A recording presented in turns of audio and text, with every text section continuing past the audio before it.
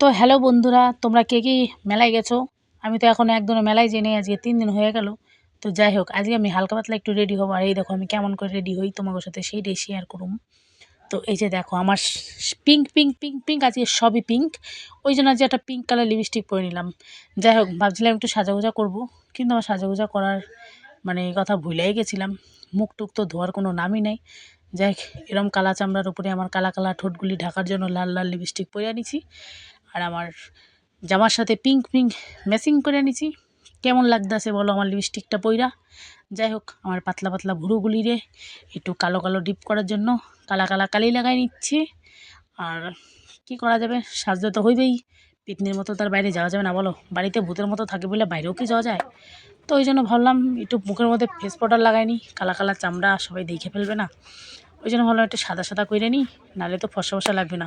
ছবি টবি তোলার ব্যাপার আছে না, নাহলে তো কালা ভূতনি লাগবে। তো যাই হোক, অবশেষে আমি রেডি হয়ে গেছি। কেমন লাগতেছে বলো আমার সবই? তারপরে যাই হোক, আমার পিঙ্ক পিঙ্ক চাদরটা তো নিয়ে নিছি, কিন্তু দেখো চাদরটা পরার পরে দেখলাম ভালোই লাগছিল, কিন্তু এত গরম লাগছিল আমার দমসম আটকে আসছিলো। বাবারে বাবা, এমনিতে বেরেল, তারপরে যদি আবার সব দমসম আটকে যায় বাবা, পুইরা তো স্ট্রোক হয়ে মরে যাবো। তারপরে দেখো মেয়েরও পিঙ্ক পিঙ্ক পরাই নিছি, প্যান্টটা ভাবলাম পিঙ্ক করাম, আবার ভাবলাম আবার প্যান্ট খুলবো, বাবা থাক বাবা এইভাবেই যাক। ওই জন্য দেখো মেয়ে আর আমি চলে আসি রাস্তা দিয়ে ভূতের মতো পুরপুর পুরপুর পুরপুর করতে করতে। মেয়ের বাবার তো সময় নেই, সে জিমে যাইতে ব্যস্ত গতর কমাইতে। আর আমাকে তো আবার গতর কমানোর ব্যাপার নেই ভাই, খামু দামু ঘুরে বেড়াম রিল্যাক্স করুম ব্যাস। তারপরে মেলায় এসে সব দেখা হয়ে গেল সব ননদিনীগুলোর সাথে। তারপরে তাদের সাথে আড্ডা মস্তি খাওয়া খাওয়ি, কি বলবো, নাচানাচি সব করা হয়ে গেল। আর জানো তো, যার জন্য ফেস পাউডার লিপস্টিক সব কিছু লাগাইয়া কালা চামড়া ফর্সা করার জন্য ফেস পাউডার দিয়ে আইছি, তারপরে না ছবি তুলতেই ভুলে গেছি। কি করা যাবে? তারপরে তো কিছু করার নাই, এই কানের দোকানের সামনে এসে শুধু ভিডিওই করতেছিলাম, কিছু আর পছন্দ আর হইল না। তারপরে যাই হোক, মেয়া বলছে পিঠা খাবে পিঠা খাবে। তো এখানে এসে একটা মেয়ের পুলি পিঠা কিনে দিলাম, ভাপা পিঠা কিনে দিলাম।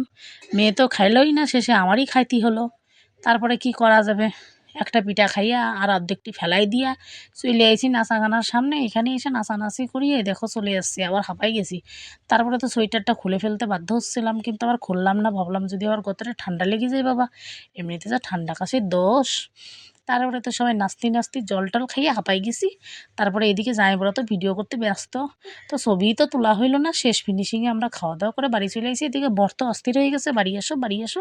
এদিকে মেলায় নিয়ে আসার নাম নেই, আবার বাড়ি আসার জন্য ফোন করতেছে। আমি তো ভাই ফোন ধরবই না।